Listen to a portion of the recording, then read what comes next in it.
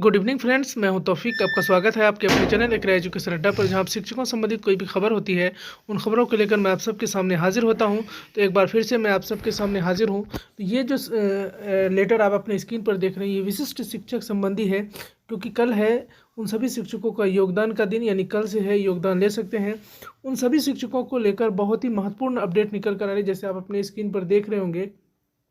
ये जो लेटर है शिक्षा विभाग का प्राथमिक शिक्षा निदेशालय का है और प्रेषक है पंकज कुमार, भारतीय प्रशासनिक सेवा के निदेशक प्राथमिक शिक्षा और सेवा में सभी जिला शिक्षा पदाधिकारी कटिहार को भेजा गया है। मतलब ये सभी अलग अलग ज़िलों के लिए है। तो ये जो बहुत महत्वपूर्ण सवाल है इसमें, जैसे आप देख रहे हैं कि ये जो तारीख है 31/12/2024 का ये लेटर है, और इसमें जो विशिष्ट शिक्षकों के संबंधित जो कि उन्हें योगदान देना है, योगदान संबंधी सभी सवालों के जवाब यहाँ पर दिए गए हैं एक तरफ से। ये वीडियो थोड़ा लंबा होगा तो आप इसको ज़रूर अंत तक देखिएगा, क्योंकि आपके सभी सवालों के जवाब इस वीडियो में होने वाला है इस लेटर के बिहाफ पर, यानी इस लेटर के माध्यम से जो विभाग ने निकाला है उसके आधार पर मैं आपको बताने वाला हूँ।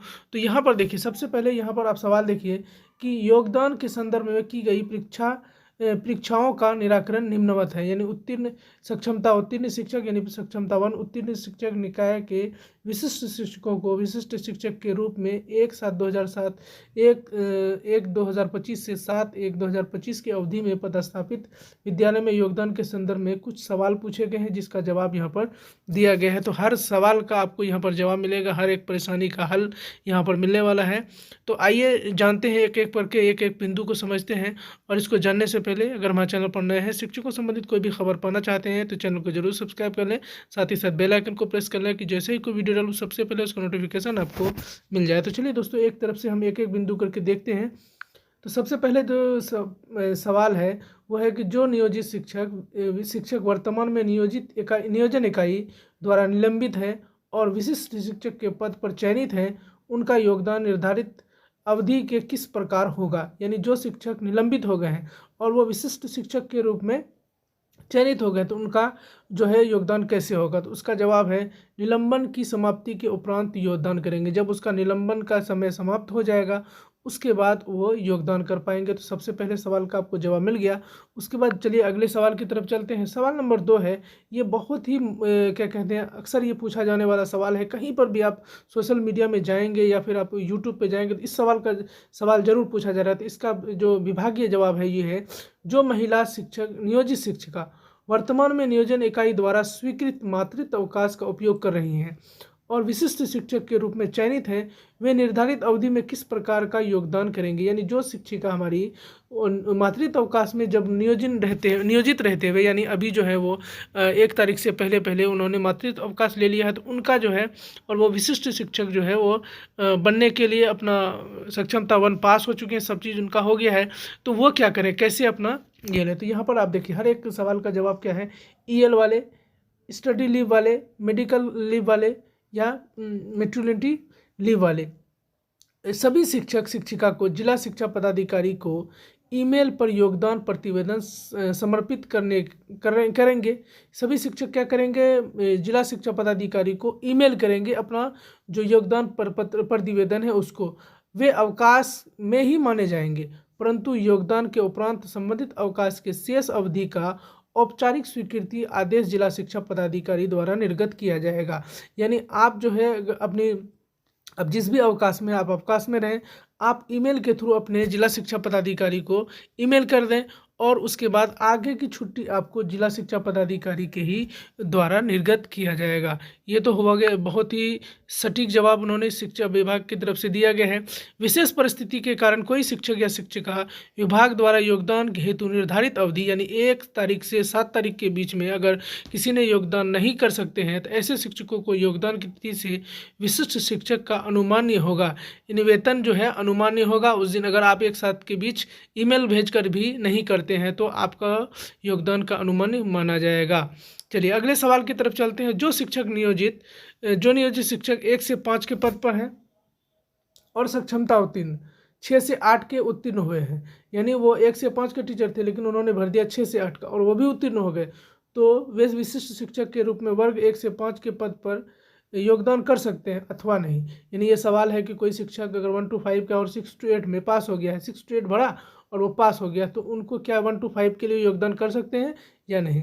तो इसका सही जवाब है विद्यालय कार्यक्रम पदाधिकारी स्थापना द्वारा आवेदन किस परिस्थिति में स्वीकृत किया गया। यदि ऐसा था तो काउंसलिंग में डाउटफुल करना चाहिए था। ऐसे शिक्षकों का योगदान तत्काल स्थगित किया जाए, इसके अलग पर निर्णय लिया जाएगा।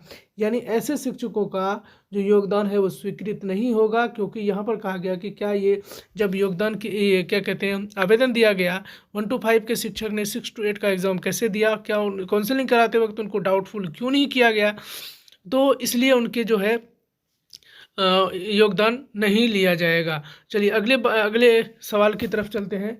4 नंबर सवाल है कि जो नियोजित शिक्षक वर्ग 1 से 5 में उर्दू विषय के शिक्षक हैं और सक्षमता परीक्षा में सामान्य विषय में उत्तीर्ण हुए हैं, तो वे विशिष्ट शिक्षक के रूप में उर्दू विषय के पद पर अथवा सामान्य विषय के पद पर अथवा, ये बहुत महत्वपूर्ण सवाल है, दोनों विषय में से किसी एक विषय के पद पर योगदान कर सकेंगे अथवा नहीं।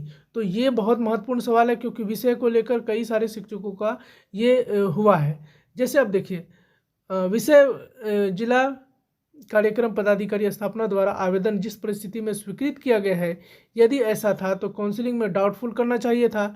ऐसे शिक्षकों को योगदान तत्काल स्थगित रखा जाए, इसके अलग से निर्णय लिया जाएगा, इसके लिए अलग से निर्णय लिया जाएगा।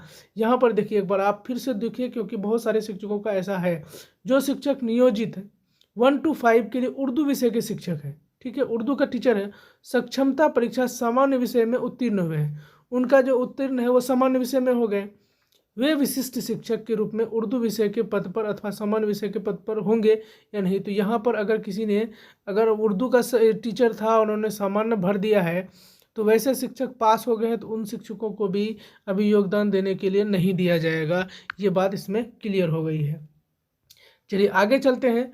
उसके बाद है कि नियोजित, 5वां सवाल है कि नियोजित शिक्षक जो सक्षमता 1 देने के समय जिस भवनहीन भूमिहीन विद्यालय में पदस्थापित थे, वो वर्तमान में किसी अन्य विद्यालय के साथ संविलियनित यानी मर्ज्ड है, हो गया है। वैसे स्कूल के नियोजित शिक्षकों को विशिष्ट शिक्षक के रूप में क्या कहते हैं विद्यालय में योगदान कर सकेंगे या नहीं। वैसे शिक्षक जो किसी दूसरे स्कूल में थे और स्कूल को मर्ज कर दिया गया, तो वो शिक्षक क्या करेंगे, किसी दूसरे स्कूल में उसको मर्ज कर दिया गया, तो वहाँ पर जो मर्ज स्कूल है उसी में योगदान कर सकेंगे। जिस स्कूल में आपका स्कूल को मर्ज कर दिया गया उसी स्कूल में आप जो है योगदान देंगे। इस सवाल का ये बहुत ही जवाब आ चुका है। तो चलिए आगे देखते हैं। अब 6 नंबर सवाल है, विशिष्ट शिक्षक को प्रधान अध्यापक या प्रधान शिक्षक के समक्ष योगदान करना है। ऐसे में जो शिक्षक नियोजित शिक्षक, प्रधान शिक्षक या प्रधान अध्यापक के पद पर प्रभारी के रूप में कार्य कर रहे हैं, वे विशिष्ट शिक्षक के रूप में किसके समक्ष योगदान देंगे। तो यहाँ पर है बहुत सारे सवाल, शिक्षकों का ये सवाल था कि जो प्रधान अध्यापक है या प्रधान शिक्षक है या फिर वो उस वक्त अभी उस पद पर है, तो वो किसके सामने योगदान दे। तो वो उसका सवाल है, उसका जवाब है कि वे स्वयं के समक्ष योगदान कर सकते हैं। वो खुद ही अपने इस पर साइन मोहर कर सकते हैं और वो खुद ही अपने समक्ष अपना योगदान ले सकेंगे। तो दोस्तों ये बहुत ही महत्वपूर्ण सवाल जो कि शिक्षकों के मन में चल रहे थे, उन सभी सवालों के जवाब विभाग द्वारा बहुत ही आसान शब्दों में दिया गया। तो मुझे उम्मीद है कि मैंने आपको जो समझाने का प्रयास किया, जो मैंने आपको बताने का प्रयास किया, मैं शायद इस बताने में सफल हुआ हूँ। अगर आप इसको समझ पाए तो अगर आपको ये वीडियो अच्छा लगा हो तो लाइक और शेयर जरूर करें। साथ ही साथ मेरे चैनल पर नए हैं, शिक्षकों संबंधित कोई भी खबर पाना चाहते हैं तो चैनल को जरूर सब्सक्राइब कर लें। साथ ही साथ बेल आइकन को प्रेस कर लें कि जैसे ही कोई वीडियो डालूं सबसे पहले उनका अपडेट आपको पहुँच जाए। बहुत बहुत धन्यवाद, मिलते हैं अगले वीडियो में।